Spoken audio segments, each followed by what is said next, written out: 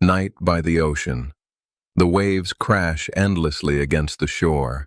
The sound should bring peace, but tonight it feels heavy, almost threatening, as if the world itself is holding its breath. A small hut stands on the beach. Inside, the fire burns quietly. Its flickering light reveals two figures, a young woman and a gorilla. Two beings, side by side, yet separated by a gulf of fear and silence.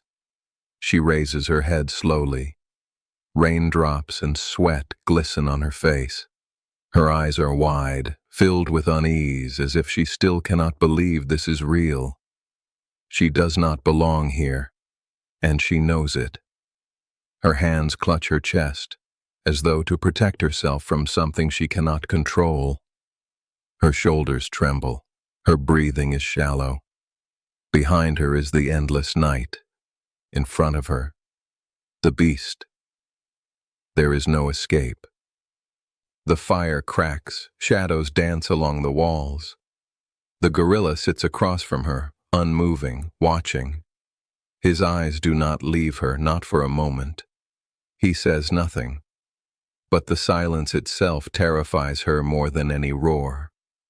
She takes a step back, searching for ground beneath her feet. Her fingers press into the sand, desperate for something solid.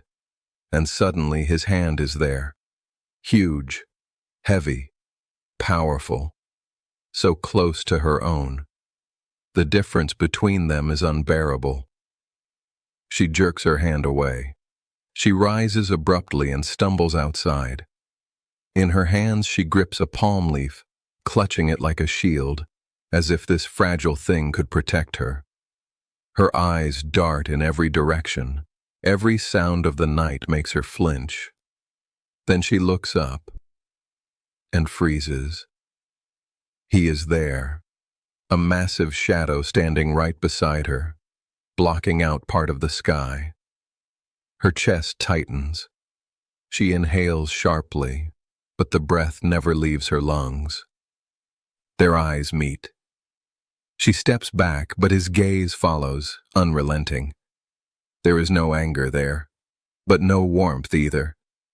Only silence. Cold and unreadable. A silence that terrifies her even more. Her strength falters. Her legs give way and she falls to her knees. Her hands press into the ground. She can barely breathe.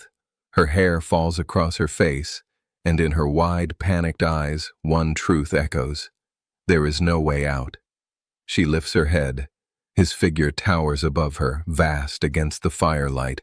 Her body stiffens. Every muscle screams to run, yet she cannot move. She knows her life now hangs by a thread. Her hand trembles as she reaches out, brushing against his fur. The warmth of his body shocks her. The fear surges, stronger than before. Why did she do that? Why get so close? Even she cannot explain. He shifts suddenly. His massive arm rises. Her heart lurches violently. She stumbles back, panic written across her face. To her, this gesture is not neutral. It is threat. She thinks, this is it. It ends now. Her knees buckle. She crashes to the ground, gasping for air. Her palms dig into the earth. The pounding in her chest is deafening, her head filled with a rushing roar. She realizes her life rests entirely in his hands. One single move, and she will not survive. Later, she curls up on the floor of the hut. Her body is small, fragile, folded into itself. Her shoulders shiver. Every breath of the beast nearby weighs on her like a shadow. Even in stillness, he dominates the night.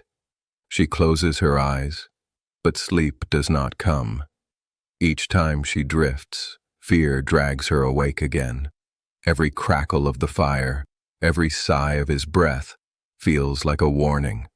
She cannot let her guard down, not even for a second. She slips outside, drawn to the doorway. The ocean stretches endlessly before her. Waves crash, Stars shimmer in the distance, but instead of beauty, she feels emptiness. The world is vast, and she is completely alone. She turns her head back. Inside the hut, his dark silhouette looms. He does not move, yet his presence is heavy, suffocating. She knows. She is not free. She is trapped. Her back presses against the wooden wall. Tears streak her face, though she no longer tries to hide them. Inside, the same question repeats again and again. Why me? Why here? Heavy footsteps break the silence. He comes outside. She freezes, eyes snapping open. Their gazes meet. Her heart skips a beat. Is he here by chance? Or has he been watching her all along? He stands close, massive, silent. His shadow swallows hers. She tries to smile, a weak, broken thing. A smile not born of joy but of defense, a fragile mask to hide the fear tearing her apart inside. But tears come anyway, hot, unstoppable. Her hand rises to cover her face. A laugh bursts out of her chest, sharp, bitter, almost hysterical. A laugh that fractures instantly into sobs. Her body shakes. She cannot control it anymore. The gorilla watches, motionless, his dark eyes fixed on her. She feels his breath brush her skin, heavy and warm. She hears the weight of his silence, pressing on her like the night itself. And she wonders, does he understand? Does he see her breaking? Or is he only waiting for the moment to strike? Time slows. The fire flickers, its light painting their faces. Two figures locked in a silence that says more than words ever could. The night drags on. They remain there, side by side, though an ocean of fear separates them. She, small, fragile, trembling, a prisoner of her own terror. He, vast, unreadable, alien, impossible to predict. Above them the stars burn bright, cold, eternal. The waves crash endlessly, indifferent to what happens here on the shore. And inside the hut, around the fire, there is only silence. Heavy, suffocating, endless. This is not the end of her story. It is only the beginning of her trial, and perhaps the beginning of something we cannot yet understand. Beneath the roar of the waterfall, an impossible scene takes shape. A young woman stands trembling on the rocks, fragile against the vastness of nature. On one side looms the gorilla, massive and unyielding, each movement radiating strength. On the other side coils the great serpent, its pale scales shimmering in the spray, its unblinking eyes fixed on her with endless hunger. She struggles to catch her breath, the damp air pressing heavy against her chest. Her thoughts whirl in panic. How did she end up here? Between monsters older and stronger than anything she has ever known.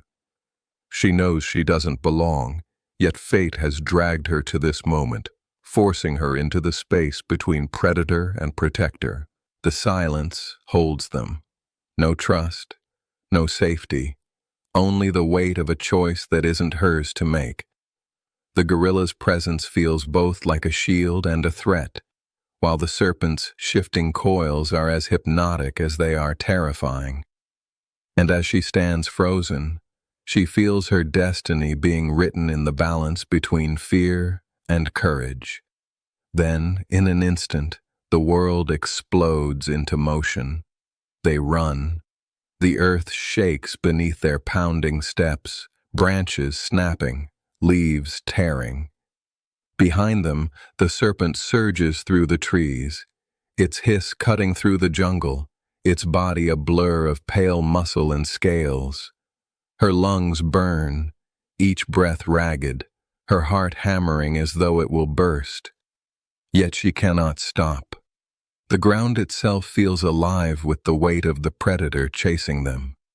Ahead, the gorilla crashes through the undergrowth, his massive arms ripping branches aside, clearing a path she could never carve alone. He glances back, eyes flashing, urging her to keep going. But still, the hiss grows louder, closer, a nightmare that refuses to let them go. The serpent blocks their path, its body rising like a wall, eyes glowing with hunger. She stumbles, frozen in fear. The gorilla steps forward, chest heaving, and with a thunderous roar he meets the beast head-on. The snake strikes, fangs snapping past her face. The gorilla lunges, his fists slamming into coils of muscle. The jungle erupts with violence, roars, hisses, leaves flying. The serpent wraps around him, squeezing tight, bones groaning under the pressure. For a moment she thinks it's over, but with one final roar he tears free, his fists pounding until the serpent collapses, lifeless on the ground. Silence returns. The gorilla stands tall, scarred but unbroken. She stares at him, wide-eyed, realizing she is alive only because he chose to fight. He looks at her, no pride, no triumph, only calm, as if such battles are simply his nature. And in that silence, she feels both unsettled and safe. Her knees give way, and she sinks to the earth, pressing her palms into the dirt as if to remind herself that this moment is real. Her chest still heaves, her body trembling, but slowly her breathing begins to steady. She looks up at him again, studying his massive form, the raw strength in every line of his body, and for the first time she wonders if he might not only be a danger, but a protector. The rain begins to fall, first as a mist carried by the wind, then as heavy drops beating against leaves and stone. Water trickles down her face, mixing with the salt of her tears. The fire inside her fear has not gone out, but something new flickers now. The smallest spark of trust. Without a word, he turns and starts walking deeper into the forest. She hesitates, glancing once more at the lifeless serpent, then forces herself to stand. Her legs ache, her body begs her to rest, but she follows him anyway. Somehow she knows she has no other choice. They move through the jungle together, the storm above breaking into heavy rainfall. Water streams down the massive leaves, dripping from branches, soaking the earth beneath their feet. Each step is heavy, yet steady. The gorilla leads, his enormous figure parting the thick undergrowth, while she follows closely behind, her eyes never leaving his back. At first, her steps are shaky, her body still trembling from fear. Every shadow among the trees, every sudden sound makes her flinch. But with each stride, she begins to notice something she hadn't before, the way he moves with purpose, scanning the jungle not only for threats, but for paths she could take safely. It is as if his awareness stretches far beyond what her human senses can grasp. She wonders if he knows she is watching him, studying every detail, the way his muscles shift beneath his soaked fur, the tension in his movements, the raw energy that seems always ready to erupt again. He is wild, dangerous beyond measure, and yet, if not for him, she would already be gone. A part of her hates this truth, hates that her survival is no longer in her own hands. But another part, a quieter, deeper voice, whispers that perhaps she is no longer alone. They pass beneath towering trees, their roots twisting like the bones of the earth itself. Lightning cracks in the distance, illuminating the canopy for only a heartbeat, and in that instant she sees them both reflected in the shimmer of wet leaves. A fragile woman and a towering beast, moving as one. The thought chills her and comforts her all at once. Maybe fate has tied them together now. Maybe the jungle itself has chosen this path for her. The fire burns low, its glow painting the walls of the shelter in trembling light. She sits nearby, her face half lit by the flames, her eyes fixed on him. For the first time, the great beast does not look like an unstoppable force, but like a creature marked by struggle. His breathing is heavy, his body scarred, his strength tested. She hesitates, her hand trembling as she gathers herbs and presses them to his wounds. The touch is careful, almost reverent. Days ago, she would never have dared come this close. But now, after all they have faced, her fear feels different. Not gone, never gone, but reshaped into something else. A fragile thread of trust. He does not flinch. He does not move her hand away. His dark eyes meet hers, and in the silence between them she feels something shift. A recognition, unspoken yet undeniable, that their survival is no longer separate. Whatever awaits them, they will face it together. 7.8 million years ago. The African plains stretched endlessly beneath a burning sun, and here, among the predators and scavengers, lived creatures unlike any others. They looked like apes, but something about them was already changing. They were curious, restless, always watching. They were at the very beginning of a journey that would, one day, shape all of human history. Life was a constant struggle. Every single day meant searching for food, for water, for safety. Danger was everywhere. Eagles circled high, ready to snatch the young, and vultures, patient and silent, waited for death to claim another victim so they could feast. Survival here was a fragile balance. For these early beings, food was scarce, and every find could mean the difference between life and death. Sometimes the reward was small, a handful of berries, a root dug from the ground, or a bird's nest filled with eggs. To us it might seem insignificant, but for them, it was a treasure, a chance to live another day. Imagine the relief, the quiet joy, when an egg cracked open in their hands, when hunger was kept away just a little longer, yet hunger was never far, and so slowly they began to notice things others ignored. A stick lying on the ground was more than just a stick. It could reach where hands could not. It could knock fruit from a branch. It could push back a threat. It could strike harder than a fist. Simple, yes, but revolutionary. In those moments, a new path opened, the path of tools. In their groups, something else began to emerge. They rested together in circles. They huddled for warmth. They shared whatever food they found. Alone, they were vulnerable. But together, they stood a chance. This was more than instinct. This was the earliest spark of community, the first lesson that survival is stronger when shared. Still, the world around them never let them forget how fragile life was. The ground was littered with bones, silent reminders of all those who had failed. Above, vultures circled endlessly, ready to clean up what was left behind. For these creatures, the message was clear.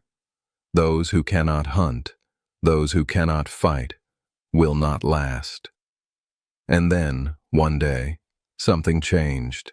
They spotted an antelope, a living, breathing animal, not carrion, not scraps left behind by stronger predators.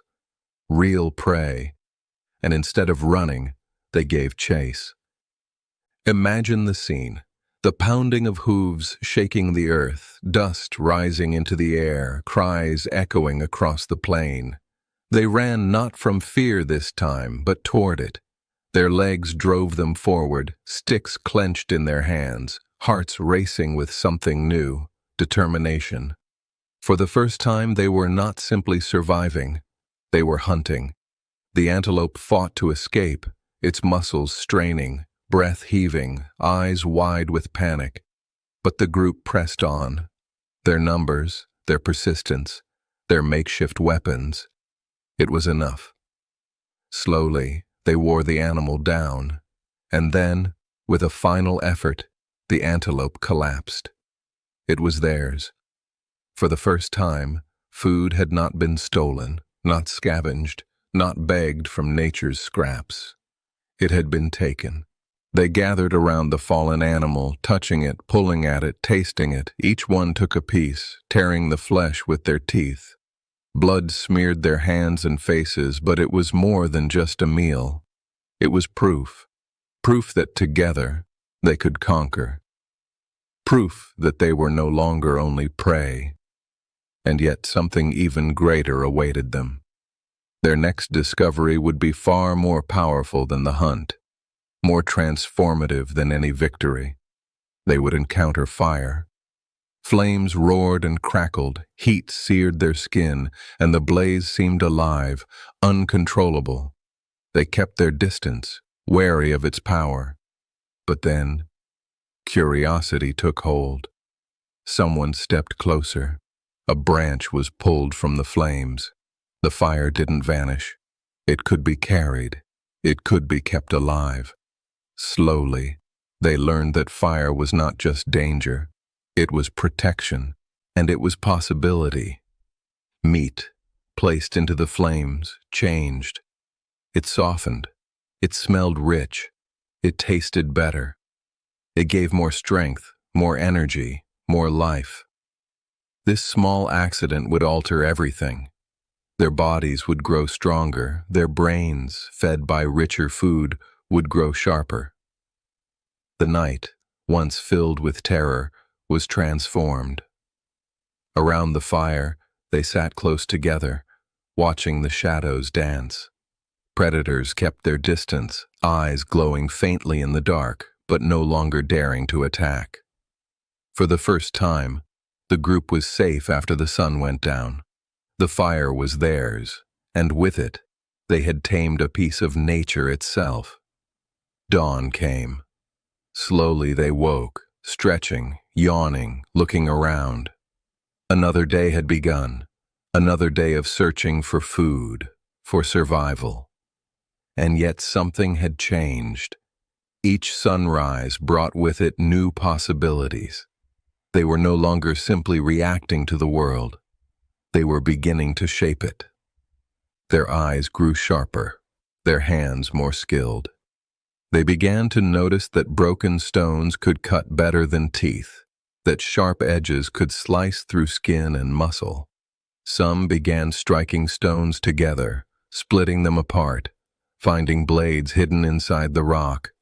It was clumsy, it was simple, but it was the beginning of invention. Step by step, moment by moment, they were becoming something new.